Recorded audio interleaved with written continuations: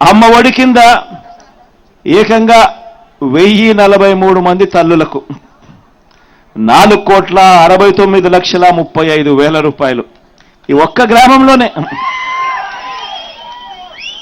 వైఎస్ఆర్ ఆసరా కింద 3,88,16,374. వైఎస్ఆర్ చేయూత కింద 492 మందిని అక్క చెల్లెమ్మలకు 2,96,25,000. జగనన్న విద్యా దీవెన కింద 837 మంది తల్లులకు 2,46,41,602 కోట్ల రూపాయలు ఈ ఒక్క గ్రామమే.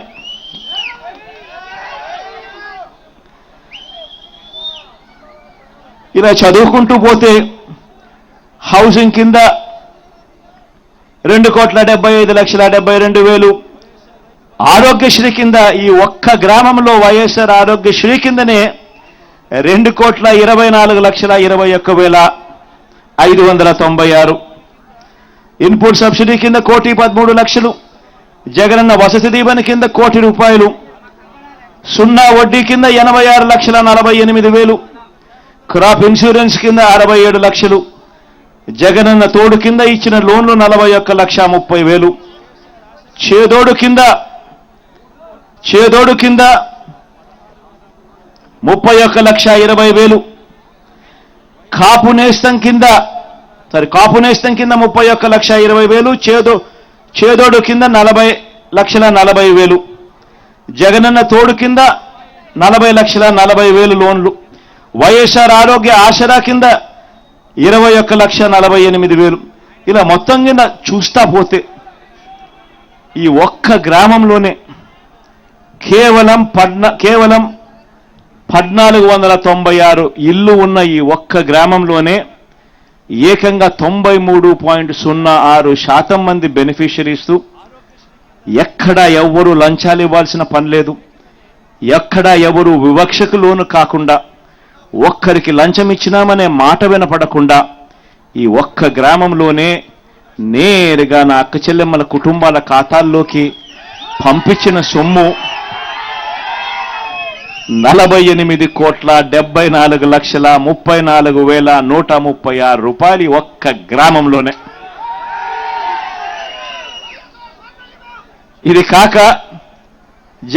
కాక మన ప్రభుత్వం చేస్తా ఉన్న నాన్ డీబీటీ పథకాలు కూడా ఒకసారి గమనిస్తే, అంటే గోరుముద్దకు సంబంధించి, ఇళ్ల పట్టాలకు సంబంధించి 109 మందికి ఇళ్ల పట్టాలకు సంబంధించి, ఇల్లు అయిపోయిన వాళ్ళు 144కు సంబంధించి, రైస్ కార్డులకు సంబంధించి 2,594కు సంబంధించి, 8వ తరగతి చదువుతా ఉన్న 9వ తరగతి 8వ తరగతి చదువుతా ఉన్న పిల్లలకి ఇచ్చిన ట్యాబులు కూడా 76 మంది పిల్లలకు. విద్యా కానుక కింద 670, సంపూర్ణ పోషణం కింద 189 మంది.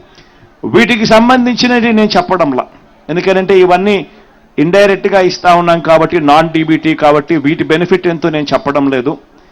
కానీ ఈ బెనిఫిట్ నాన్ డీబీటీ బెనిఫిట్ కాకుండానే కేవలం బటన్ నొక్కడం, నేరుగా నా అక్క చెల్లెమ్మల కుటుంబాల ఖాతాల్లోకి పోవడం, లేదా ఆ అవ్వల చేతుల్లోకి వెళ్ళడం, ఉట్టి ఇదే చూసుకుంటే కూడా 48,74,34,136.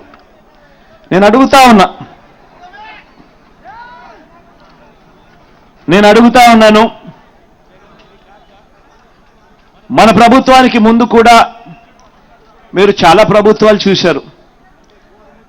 నేను చాలా చిన్నపిల్లోడిని.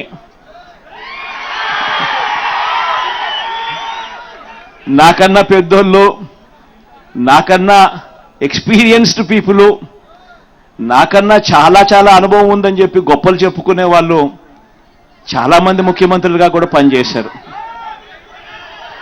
కానీ నేను ఒకటి అడుగుతా ఉన్నా మీ అందరితో కూడా, ఇంతమందిని మీరు చూశారు. మరీ ముఖ్యంగా రాష్ట్రం విడిపోయిన తర్వాత నాకన్నా ముందు 75 ఏళ్ల ముసలాయన కూడా పరిపాలన చేయడం కూడా చూశారు. ఆయన ఏకంగా 14 సంవత్సరాలు ముఖ్యమంత్రిగా పరిపాలన చేశాడు. 3 సార్లు ముఖ్యమంత్రిగా పరిపాలన చేశాడు. మరి అటువంటి గొప్ప గొప్ప పాలనలు కూడా మీరు చూశారు కదా. నేను మిమ్మల్ని అడిగేది ఒకటే అడుగుతా ఉన్నా. నేను చాలా చిన్నోన్ని, నేను చాలా వయసులో కూడా చిన్నోన్ని, చాలా చిన్నోన్ని కూడా. నేను అడుగుతా ఉన్నా, మరి ఇంత చిన్నోడు చేసిన పనులు ఇదే ఒక గ్రామంలోనే 14 ఏళ్ళు ముఖ్యమంత్రిగా ఎక్స్పీరియన్స్ ఉన్నోళ్ళు ఏ పొద్దుైనా చేశారా అని అడుగుతా ఉన్నా మీ అందరితో కూడా.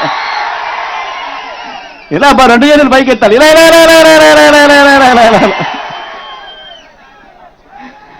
ఆలోచన చేయమని అడుగుతా ఉన్నా.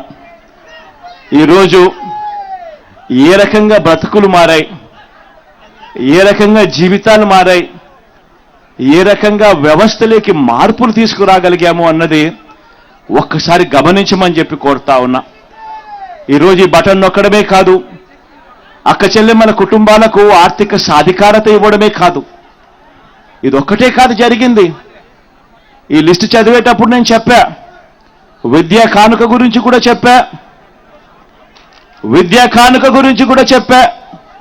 అదే మాదిరిగా ట్యాబుల గురించి కూడా చెప్పా. ఈ విషయాలు చెప్పేటప్పుడు ఇవి కూడా చెప్పా. ఒకసారి ఆలోచన చేయమని అడుగుతా ఉన్నా. గతంలో ఎప్పుడూ జరగని విధంగా ఈరోజు గ్రామాలు బాగుపడ్డాయి. స్కూళ్ళు మారిపోయాయి, స్కూళ్ళల్లో డిజిటల్ బోధన అందుబాటులోకి వస్తూ ఉంది, పిల్లల చేతుల్లో ట్యాబులు కనిపిస్తూ ఉన్నాయి, స్కూళ్ళన్నీ ఇంగ్లీష్ మీడియంతో కనిపిస్తూ ఉన్నాయి. టెక్స్ట్ బుక్కులు కూడా ఒక పేజ్ ఇంగ్లీష్ ఉంటే మరో పేజ్ తెలుగుతో బైలింగ్వల్ టెక్స్ట్ బుక్కులు ఈరోజు మన పిల్లల చేతుల్లో కనిపిస్తూ ఉన్నాయి.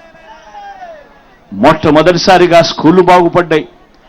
మొట్టమొదటిసారిగా మన గ్రామాలలో విలేజ్ క్లినిక్లు ఇక్కడే వచ్చాయి, ఫ్యామిలీ డాక్టర్లు ఇక్కడే వస్తూ ఉన్నారు. ఆరోగ్య సురక్షతో ప్రతి ఇంటిని కూడా జల్లెడబడుతూ ప్రతి పేదవాడికి కూడా టెస్టులు కావాలన్నా, మందులు కావాలన్నా నేరుగా ఇంటికే వచ్చి చేస్తా ఉన్నారు. స్కూళ్ళు బాగుపడ్డాయి, వైద్యం బాగుపడ్డాయి. ఎప్పుడు చూడని విధంగా ఆర్బీకే రైతు భరోసా కేంద్రం మన గ్రామంలోనే కనిపిస్తా ఉన్నారు. ప్రతి రైతులను చెయ్యి పట్టుకొని నడిపిస్తా ఉన్నారు. ప్రతి ఎకరా ఈ క్రాప్ అయింది. పంటలు కూడా ఉచిత పంటల బీమా కింద. ఇంతకు ముందైతే పంటల బీమా ఎలా చేసుకోవాలన్నా కూడా చాలా మందికి తెలియదు. క్రాప్ లోన్ల కోసం వెళ్ళినప్పుడు మాత్రమే ఆ బ్యాంకులు ఒక 5%, 4% కట్ చేసుకుని ఆ లోన్లో ఇన్సూరెన్స్ మాత్రం వాళ్ళకి ఇచ్చేవాళ్ళు, ఇన్సూరెన్స్ ప్రీమియం కింద. ఒకవేళ క్రాప్ లోన్స్ పుట్టకపోతే, క్రాప్ లోన్స్ కోసం బ్యాంకులకు వెళ్ళకపోతే ఇన్సూరెన్స్ కూడా ఎలా చేసుకోవాలన్నా కూడా తెలియని పరిస్థితిలో వ్యవస్థ బతికేది. అలాంటిది ఈరోజు గ్రామంలోనే